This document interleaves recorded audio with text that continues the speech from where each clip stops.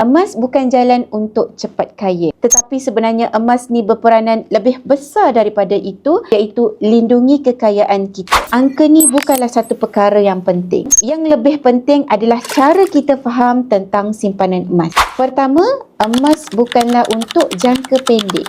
Minimum 2 tahun dan ke atas. Simpanan jangka pendek lebih sesuai disimpan dalam bentuk yang kedua, simpanan emas yang berjaya bukan hanya mengharapkan kenaikan harga emas, tetapi pada penambahan gram emas anda dalam simpanan anda.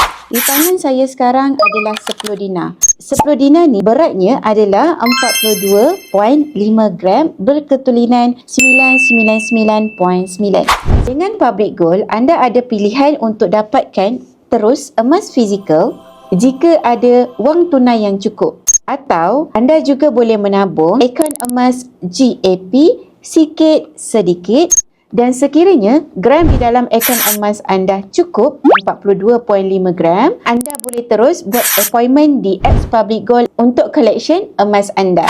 Jadi nak saya bantu untuk dapatkan 10 dinar di tangan saya, tuan-puan boleh terus klik link di bio atau rujuk pin video di profil saya. Saya akan bantu tuan-puan sebaiknya.